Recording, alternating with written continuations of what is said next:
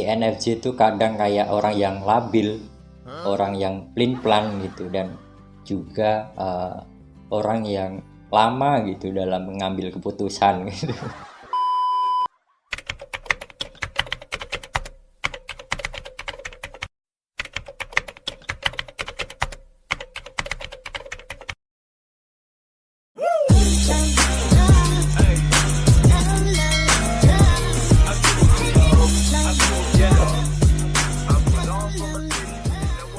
Halo guys, welcome back to my YouTube channel. Kembali berjumpa lagi bersama aku Bayu Opinion di sini. Dan gimana kabar kalian hari ini guys? Semoga masih tetap waras gitu ya.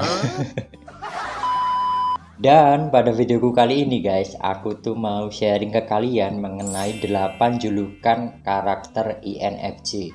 Tapi sebelum lanjut, aku ingatkan lagi buat kalian yang mungkin belum subscribe channel aku, please untuk subscribe dulu dan nyalakan juga loncengnya agar aku tuh semangat untuk ngebuat video-video yang terbaru gitu. Dan langsung aja kita bahas untuk julukan INFJ yang pertama adalah Tidur Slam. Ya, kenapa sih karakter INFJ itu dapat julukan Tidur Slam gitu ya? Soalnya orang-orang INFJ itu merupakan tipe orang yang gampang banget buat mutusin hubungan dari orang lain gitu loh guys. Jadi misalnya INFJ itu disakiti atau dikhianati gitu ya guys, INFJ itu nggak segan-segan buat menutup pintu hatinya dari hubungan yang mengecewakan tersebut. The Door Slam juga merupakan salah satu mekanisme pertahanan diri seorang INFJ gitu ya. Jadi sifat The Door Slam ini tuh digunain INFJ untuk melindungi dirinya dari orang-orang yang nggak baik atau orang-orang yang jahat gitu. Dan menurut aku pribadi guys, The Door Slam ini tuh sering banget dilakuin sama orang-orang INFJ. Jadi tuh INFJ tuh kayak punya sebuah blacklist gitu ya, kayak data-data mengenai nama-nama orang gitu. Misalnya orang ini nyakitin gitu ya, udah langsung coret di blacklist gitu. Sombong amat. Dan untuk julukan yang kedua adalah cenayang atau paranormal atau juga dukun gitu ya. Ini tuh bukan karena INFJ itu bisa melihat hantu atau hal-hal yang goib gitu. INFJ ini merupakan tipe orang yang sangat-sangat intuitif dan biasanya mempunyai firasat yang kuat gitu. Jadi seakan-akan INFJ itu kayak bisa melihat masa depan gitu. Padahal INFJ itu cuma menebak-nebak dan biasanya tebakannya selalu benar gitu. Sombong amat. INFJ juga merupakan tipe orang yang gampang banget ngebaca karakter orang lain gitu. Misalnya INFJ ketemu sama orang baru terus baru ngobrol 5 menit atau 10 menit gitu. INFJ itu bisa tahu karakter orang tersebut. Dan karena hal ini ngebuat INFJ itu sering banget dijulukin sebagai paranormal gitu. Terus untuk julukan yang ketiga adalah manusia paradoks atau paradoks berjalan atau manusia yang bertolak belakang gitu. Ya, INFJ itu dijulukin ini karena seorang INFJ itu mempunyai banyak sifat kontradiktif di dalam dirinya gitu. Jadi INFJ itu merupakan tipe orang yang sangat complicated dan rumit gitu loh. Dan sulit banget buat dipahamin sama orang-orang di sekitarnya gitu. Kadang INFJ sendiri pun sulit untuk memahamin dirinya sendiri. Dan menurut aku guys, sifat paradoks ini tuh ngebuat INFJ itu kadang kayak orang yang labil, orang yang pelin-pelan gitu, dan juga orang yang lama gitu dalam mengambil keputusan gitu. Iya nggak sih? So untuk julukan yang keempat adalah si bunglon. Kenapa sih INFJ itu sering banget dikait-kaitkan dengan bunglon gitu ya? INFJ itu biasanya akan merubah karakter pribadinya untuk mengimbangin orang-orang yang ada di sekitarnya gitu.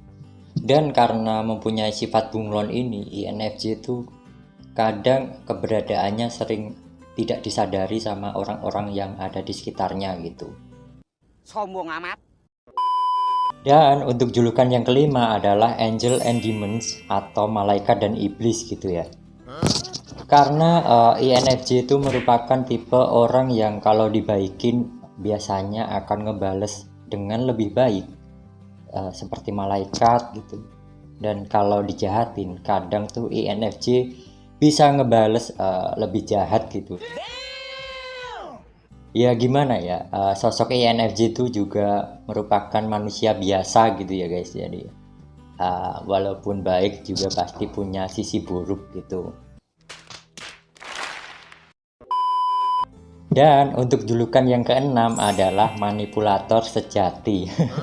Karena karakter INFJ itu katanya sih merupakan tipe yang paling manipulatif gitu loh dari ke-16 tipe lainnya gitu.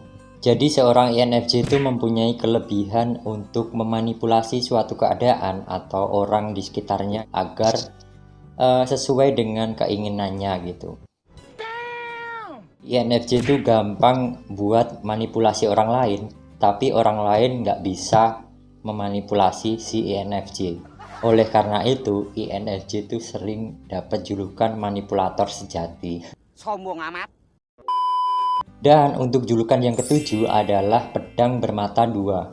So guys, kenapa INFJ itu sering dikait-kaitkan dengan pedang bermata dua?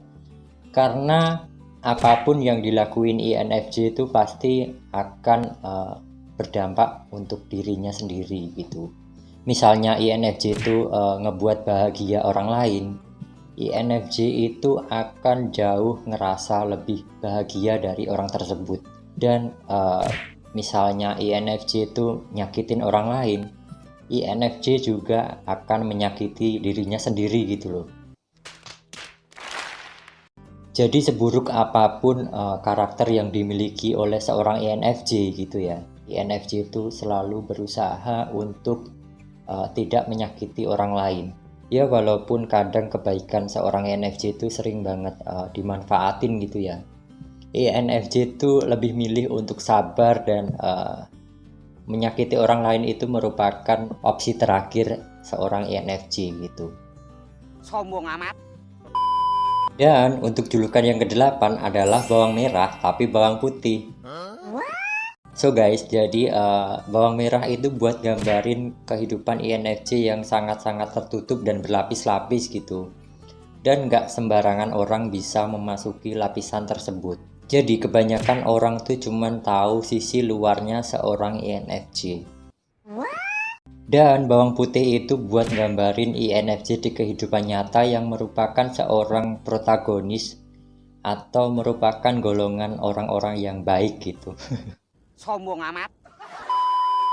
So guys, itu tadi pembahasan aku mengenai 8 julukan untuk karakter INFJ. Dan menurut kalian sendiri gimana guys? Apakah kalian setuju dengan pendapat aku atau mungkin kalian punya pendapat yang lain?